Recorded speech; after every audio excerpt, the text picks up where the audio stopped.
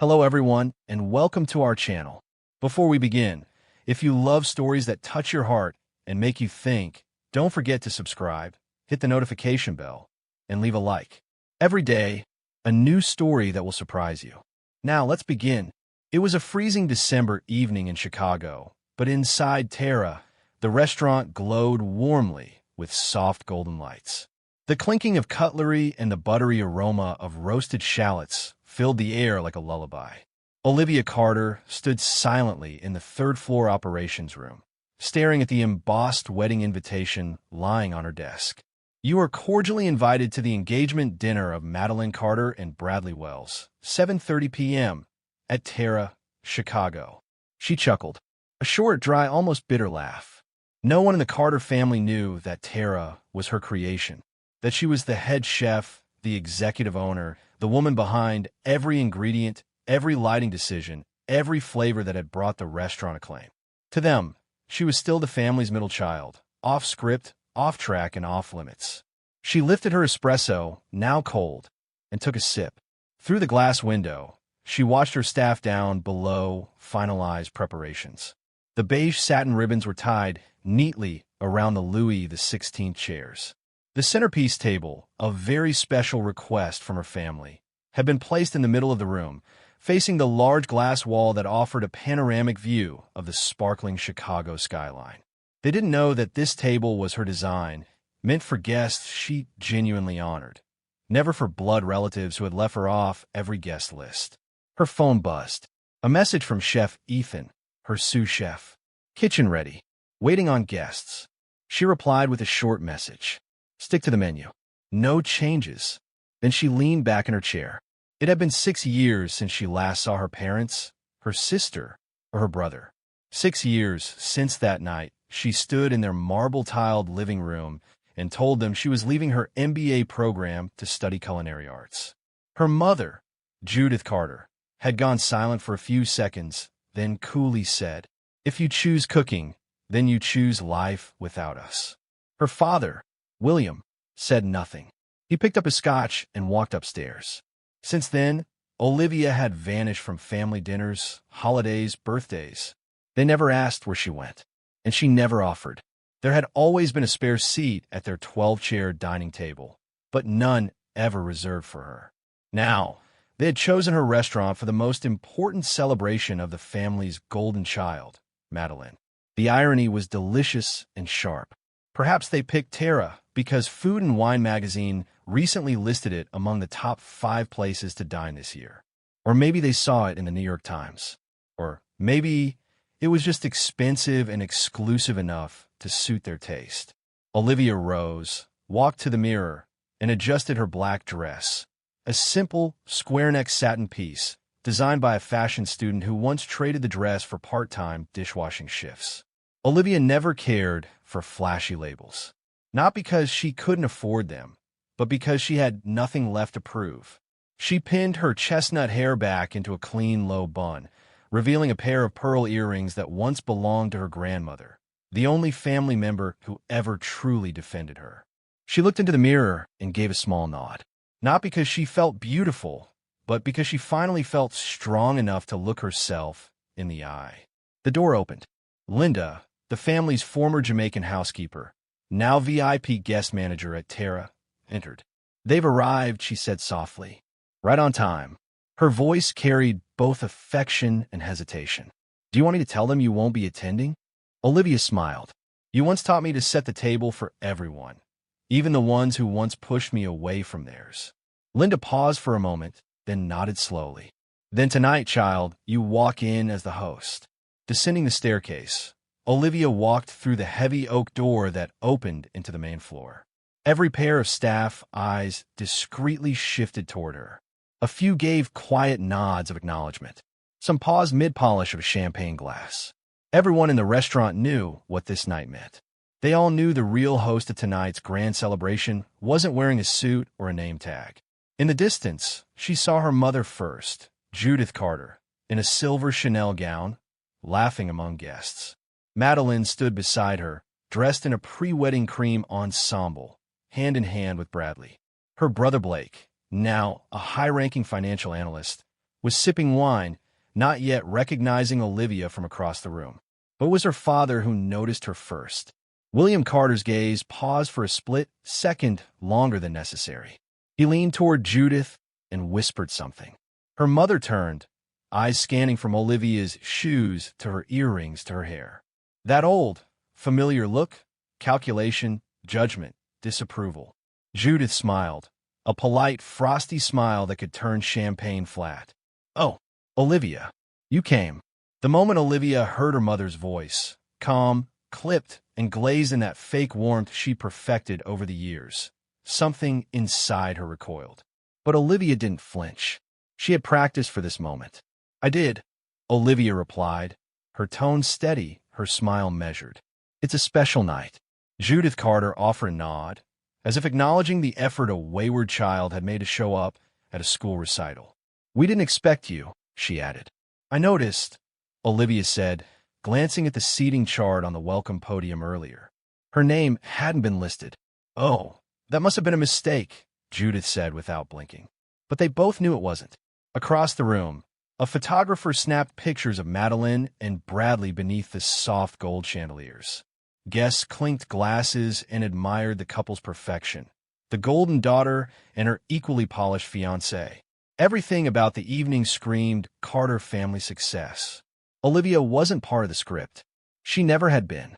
Growing up in the Carter household had been like living on a performance stage.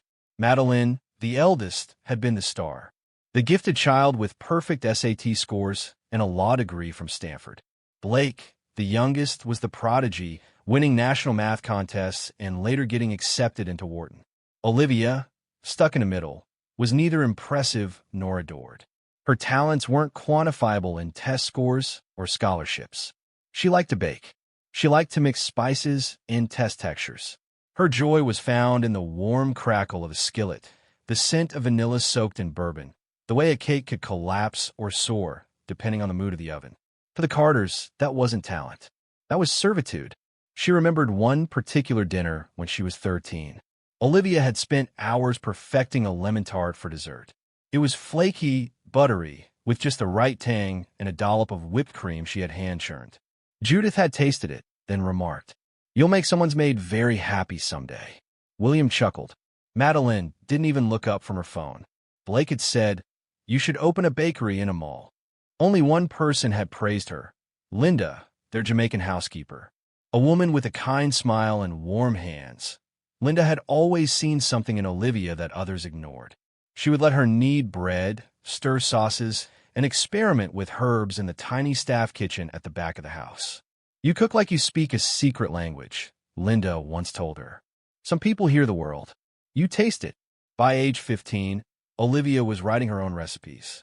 By 16, she was hosting underground supper clubs in her friend's basement. 5-course meals for classmates, parents, teachers. Nothing fancy, just soul-filled, handmade, bold food. People paid what they could. Most paid more than she expected. But she never told her family. At 18, Olivia followed her parents' wishes and enrolled at Dartmouth, majoring in business administration. But in secret, she also took electives in food science and nutrition, courses she justified as complementary to marketing. At night, she cooked. In her small dorm apartment, she continued her supper clubs. She fed strangers who became friends. Her apartment smelled of garlic, burnt sugar, butter, and something that smelled dangerously like purpose. The turning point came at a catered event hosted by the university. Chef Ricardo Mendez, a visiting Michelin-starred chef, tasted a lamb dish Olivia had helped prepare. He had paused, raised an eyebrow, and later approached her. "Who made this reduction?" he asked, his Spanish accent thick but his gaze intense. "I did," she answered, her hands still trembling. "Who taught you?" "I taught myself." He nodded. "You're wasting your talent in business school. Come to my kitchen in New York. I'll make you great." That night changed everything. 2 weeks later, Olivia stood in the Carter living room, clutching the acceptance letter from the Culinary Institute of America. She told them she was leaving her MBA program to become a chef. Silence, then outrage. "We invested everything in your education," Williams said coldly. "If you choose this hobby," Judith added, You'll do it without our financial support. Madeline smirked. Blake looked uncomfortable, but said nothing. And just like that, Olivia was cut off. She packed a single suitcase and left. No farewell dinner. No goodbye hugs. Just a one-way ticket to New York and a note from Linda tucked in her coat pocket that said, "Build your own table, honey. They never reserve a seat for you anyway." Now, standing in her own restaurant, watching her family float in and demand service, Olivia could only marvel at the irony. They had come to celebrate their definition of success, unaware they were sitting inside hers. She turned her gaze toward the dining room again. Guests were seated. Madeline glowed under the chandelier, her diamond engagement ring catching the light. Judith was deep in conversation with another woman in designer heels, no doubt discussing schools and trust funds. Blake typed into his phone.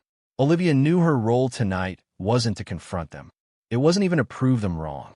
It was to witness, to stand in the very space they had unknowingly entrusted to her, and to serve them the meal of their lives, on plates, under lights, at tables she had chosen.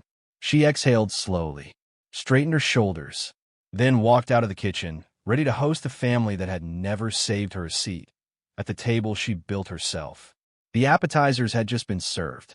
Olivia stood silently at the edge of the kitchen, hidden behind a column, watching as servers gracefully placed plates in front of the guests. On each dish, a small square of seared scallop resting on a bed of yuzu glazed bok choy, garnished with microgreens and a saffron foam. It was an interpretation of a dish she'd created years ago in a tiny basement apartment with a second-hand skillet and half a lemon. But now, it had made its way to the white bone china of the Carter family. Madeline lifted her fork, inspecting the scallop like she was assessing a courtroom witness. Judith leaned slightly toward her plate, then turned to Bradley and said, "At least it looks elegant. I was worried it'd be one of those experimental restaurants where food comes in test tubes." Bradley chuckled politely. Olivia smiled faintly. "You have no idea what's coming." 6 years ago, when Olivia first arrived in New York, she had nothing but a dream and a single duffel bag. The days were brutal. Chef Ricardo Mendez was both a mentor and a tyrant, demanding excellence at every turn. There were no breaks, no excuses, no good enough.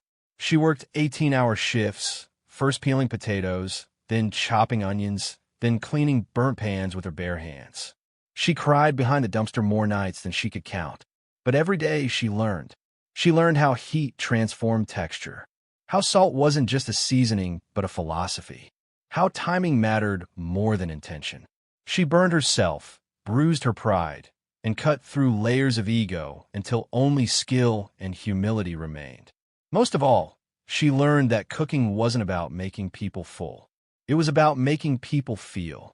A year and a half later, Chef Mendez pulled her aside after service. "You're ready," he said. "For what?" "To stop cooking in my shadow." He introduced her to 2 investors, food lovers who believed in female chefs and underdog stories.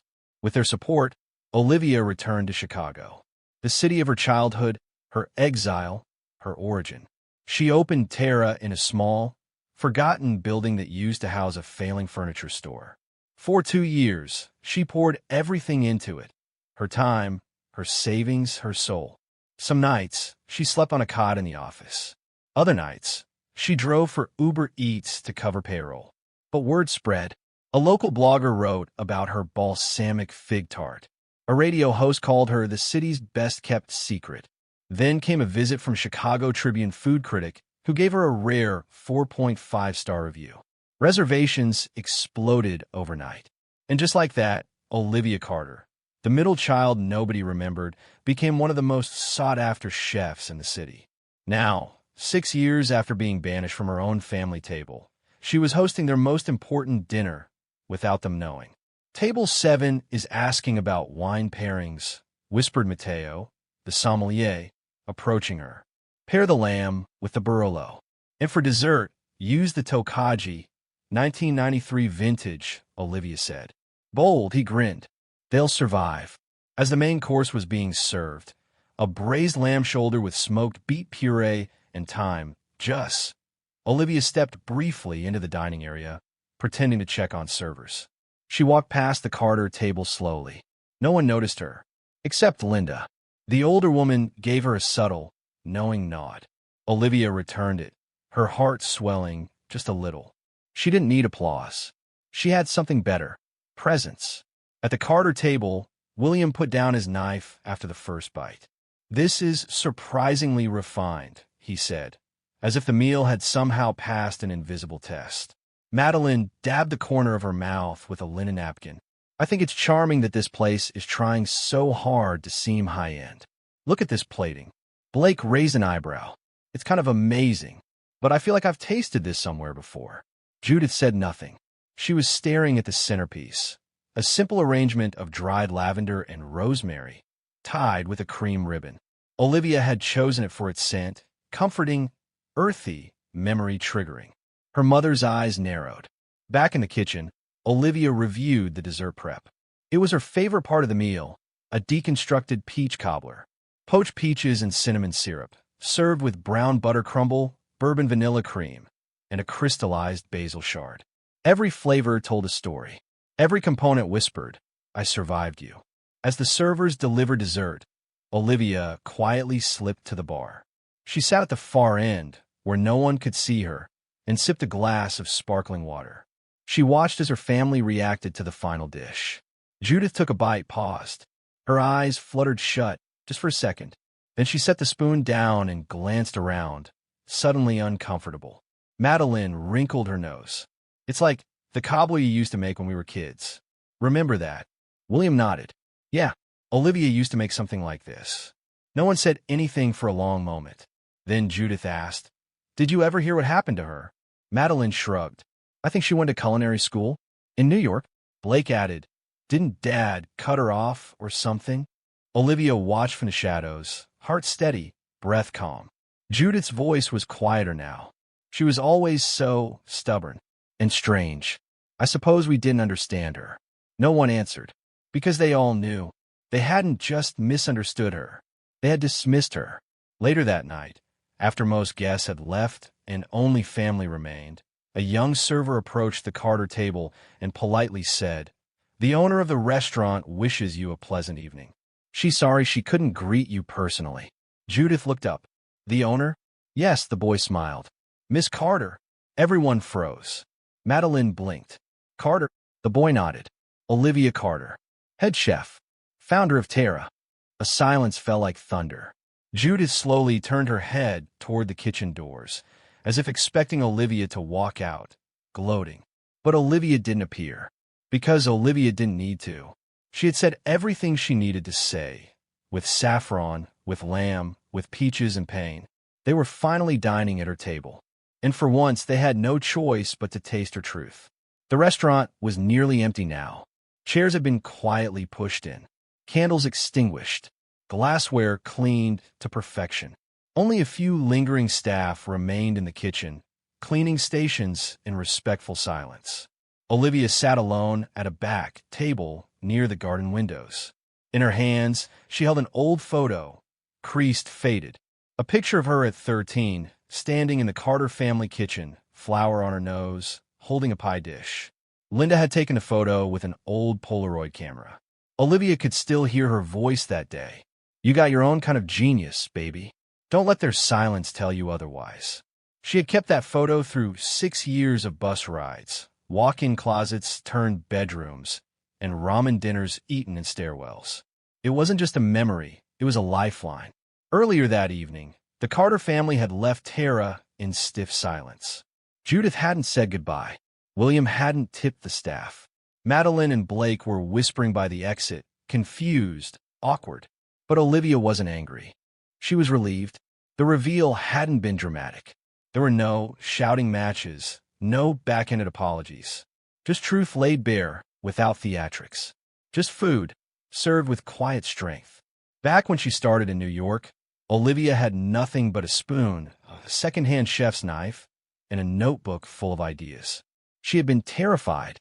Her first night in Chef Mendez's kitchen, she sliced the skin off 3 fingers trying to julienne carrots.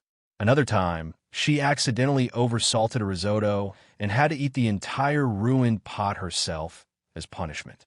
She scrubbed walk-in coolers until 2 a.m. and got frostbite on her knuckles. She cried into pasta water. And yet, she stayed. Because every mistake taught her something. Every scar built a new layer of grit. It was in that fire that she forged the version of herself she never got to be under the Carter roof. By her 3rd year in the industry, she was running a line. By year 4, she was pitching investors, wearing borrowed blazers, and speaking with conviction even when she had $64 in her bank account. She signed the lease for Tara with trembling hands and a heart on fire. It took 18 months to renovate the space. She painted the walls herself. She reupholstered the chairs. She picked each tile, each fork, each light bulb. It was her knife and spoon that paid for most of it, through catering gigs, weekend pop-ups, and more hours than she could count. And when she finally opened the doors, she cried. Not because she made it, but because she made it her way. Now, in the quiet after the storm, Olivia sat in a restaurant, sipping chamomile tea. Linda approached and took the seat across from her. "You did it," Linda said, her voice proud but soft. Olivia nodded. They still didn't say anything. "No acknowledgement." "No, nothing." Linda chuckled, eyes full of warmth. "Child, people like them. They choke on pride before they chew on truth."